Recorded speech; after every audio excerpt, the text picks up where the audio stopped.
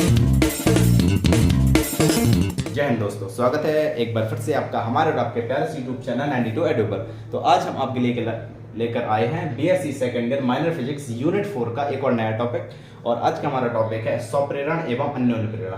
आज हम आपको सेल्फ इंडक्शन और म्यूचुअल इंडक्शन के बारे में बताएंगे। जैसे अभी हमने प्रेरित विद्युत भाग बल और प्रेरित धारा का जो टॉपिक है वो हम पढ़ चुके हैं, ये उसी से रिलेटेड है। इसमें प्रेरित विद्युत भाग बल प्रेरित धारा के बारे में हम बताएंगे और इसमें इन दोनों के बारे में। इसके बाद स्वप्रेरण से एक जुड़ी घटना होती है स्वप्रेरकत्व, और अन्योन्य प्रेरण से अन्योन्य प्रेरकत्व। तो इन दोनों के बारे में भी हम इस वीडियो में पूरी चर्चा करेंगे। ठीक है, तो चलिए वीडियो को शुरू करते हैं। तो सबसे पहली बात स्वप्रेरण की। स्वप्रेरण क्या कहलाता है? स्वप्रेरण जैसे मान लो कोई कुंडली है, ये एक कुंडली है, अब इसमें धारा प्रवाहित की जाए, नॉट मतलब धारा प्रवाहित ये नहीं कह रहा हूँ कि धारा प्रवाहित की जाए तभी होता है ये। धारा प्रवाहित की जाए, फिर धारा का प्रवाह बंद किया जाए, या फिर धारा को बढ़ने या फिर घटने दिया जाए, ये चीज़ें। तो जब इसमें धारा प्रवाहित की जाती है तो इससे संबद्ध चुंबकीय फ्लक्स में परिवर्तन होता है, जिससे इसमें प्रेरित विद्युत भाग बल उत्पन्न हो जाता है। तो जब किसी कुंडली में धारा प्रवाहित की जाती है तो उसमें प्रेरित, उसी कुंडली में, ध्यान सुनो, उसी कुंडली में प्रेरित विद्युत भाग बल उत्पन्न होने की घटना को क्या कहते हैं? स्वप्रेरण। उसमें उसी में इंड्यूस्ड ईएमएफ क्रिएट हो जाता है, तो उस घटना को कहते हैं हम स्वप्रेरण। ठीक है, ये आप पढ़ चुके होंगे, क्लास 12 का टॉपिक है। और स्वप्रेरण ये होता है कि जब किसी कुंडली में धारा प्रवाहित किया तो उसी कुंडली में प्रेरित विद्युत भाग बल उत्पन्न होने की घटना को स्वप्रेरण कहते हैं। और अन्योन्य प्रेरण, अन्योन्य प्रेरण में होती हैं दो कुंडली, एक ये हो गई और एक ये हो गई। तो जब हम, ध्यान सुनो, जब हम इस कुंडली में धारा प्रवाहित करेंगे, अन्योन्य प्रेरण में देखो, स्वप्रेरण मतलब स्वयं प्रेरण प्रेरित होती है, मतलब स्वयं में जब प्रेरित विद्युत भाग बल उत्पन्न होता है। और इसमें अन्योन्य मतलब अन्य कुंडली में प्रेरित विद्युत भाग बल उत्पन्न होता है। ठीक है, तो अन्योन्य प्रेरण में जब हम इस कुंडली में धारा प्रवाहित करते हैं तो इस कुंडली से इस कुंडली में प्रेरित विद्युत भाग बल उत्पन्न होता है। जब इस कुंडली में धारा प्रवाहित करेंगे तो फ्लक्स में परिवर्तन होगा, जिससे इस कुंडली में फ्लक्स में परिवर्तन होगा, जिससे इसमें प्रेरित विद्युत भाग बल उत्पन्न हो जाएगा। तो अन्योन्य प्रेरण में एक कुंडली में धारा प्रवाहित करने पर दूसरी कुंडली में प्रेरित विद्युत भाग बल उत्पन्न होने की घटना को कहते हैं अन्योन्य प्रेरण। ठीक है, स्वप्रेरण जब उसी कुंडली में प्रेरित विद्युत भाग बल उत्पन्न हो, और अन्योन्य प्रेरण जब दूसरी कुंडली में प्रेरित विद्युत भाग बल उत्पन्न हो। ठीक है, अब देखते हैं स्वप्रेरकत्व। तो जब हम पहली कुंडली में, मान लो एक कुंडली हमारी है, इसमें हमने आई धारा प्रवाहित की, ठीक है, अपन ने आई धारा, और इसमें फ्लक्स में परिवर्तन फाई है। ठीक है, इसमें ये इतना फ्लक्स उत्पन्न हो रहा है इसमें। तो हाँ, अब एक चीज आप जानते हो कि जितनी ज्यादा हम धारा प्रवाहित करेंगे उतना ज्यादा फ्लक्स उसमें क्रिएट होगा, जनरेट होगा, सॉरी, जितनी ज्यादा हम उसमें धारा प्रवाहित करेंगे उतना ज्यादा फ्लक्स जनरेट होगा। तो जो फ्लक्स होता है ये किसके प्रोपोर्शनल होता है? धारा के होता है ना।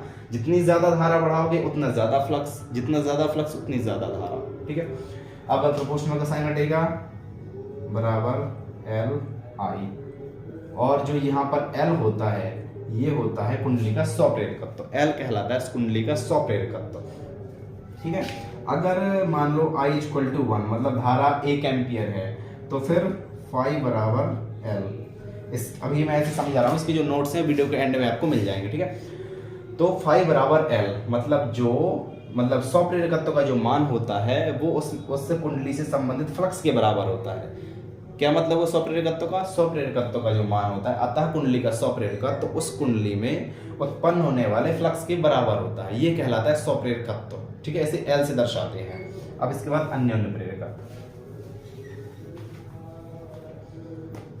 हाँ, तो अन्योन्य प्रेरकत्व, अब अन्योन्य प्रेरकत्व माना, इसमें हमने आई धारा प्रवाहित की, इससे संबंधित फ्लक्स φ1 है, इससे संबंधित फ्लक्स φ2 है, और इसमें V1 जो चुंबकीय क्षेत्र है वो उत्पन्न होता है, और इसमें उत्पन्न होने वाला चुंबकीय क्षेत्र V2 है। ठीक है, तो जब हम प्राथमिक कुंडली में धारा I प्रवाहित करते हैं तो उसमें B1 चुंबकीय क्षेत्र, उसके चारों ओर चुंबकीय क्षेत्र उत्पन्न होता है, जो हमने चुंबकीय क्षेत्र माना कि B1 है उसका चुंबकीय क्षेत्र। ठीक है, और उसमें संबंधित फ्लक्स है उसका φ1।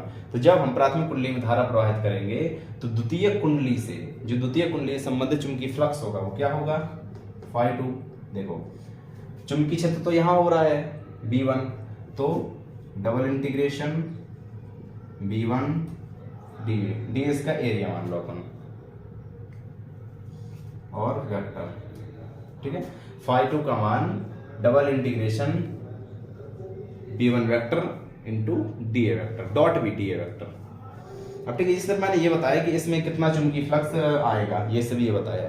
अब अन्योन्य प्रेरकत्व, तो जैसे हमने स्वप्रेरकत्व निकाला था कि जो फाई होता है मतलब उससे संबंधित चुंबकीय फ्लक्स होता है वो किससे डायरेक्टली प्रोपोर्शनल होता है, वो प्रवाहित धारा से डायरेक्टली प्रोपोर्शनल होता है। अब मान लो इसमें देखो चुंबकीय फ्लक्स किस में हो रहा है, फाई में। हम द्वितीय कुंडली में प्रेरित विद्युत वाहक बल बता रहे हैं, तो इसका हम चुंबकीय फ्लक्स देखेंगे कि किस पर डिपेंड करता है।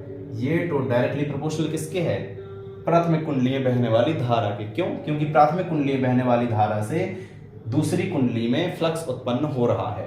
तो प्राथमिक कुंडली में जितनी ज्यादा धारा हम बढ़ाएंगे घटाएंगे उससे हम I1, ठीक है, I1, तो प्राथमिक कुंडली में जितनी ज्यादा हम धारा बढ़ाएंगे या फिर घटाएंगे उतना ही ज्यादा द्वितीय कुंडली में फ्लक्स उत्पन्न होगा। ठीक है, अब इसका साइन हटेगा तो ये आता है प्रोपोर्शनल साइन बराबर MI1 कैपिटल M। ठीक है, और ये जो M कहलाता है ये होता है कुंडली का अन्योन्य प्रेरकत्व।